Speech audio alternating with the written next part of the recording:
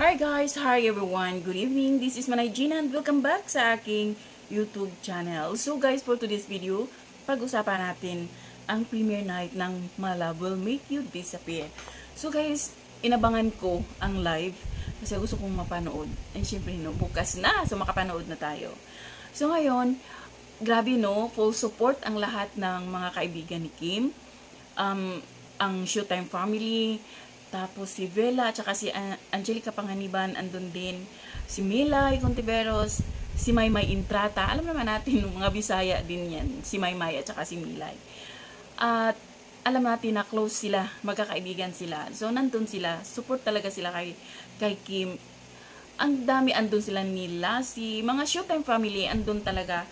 At nakakatuwa na ang dami-dami talagang nagsusupport sa kay Kim at saka kay Paulo. At imagine nyo guys, grabe no, pre-selling pa lang ng kanilang movie, umabot na ng 6 million.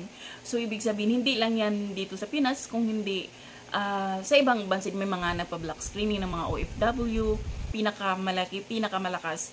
At ito yung movie na inaabangan ng lahat ng tao sa daming gulo ng mundo, sa daming problema.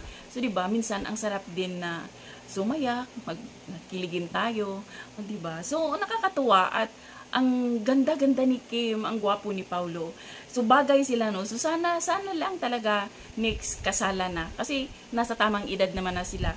So, yun ang aabangan natin. Pero guys, alam naman natin na mayroon pa silang movie na susunod dito kasi for sure, kung hindi man movie, teleserye, pero mayroon at mayroon talaga sa ganito kalaking movie nila, sa ganito ka-successful yung kanilang movie. Meron at meron talagang susunod. So, yun lang guys. Thank you for watching. Bye. God bless everyone.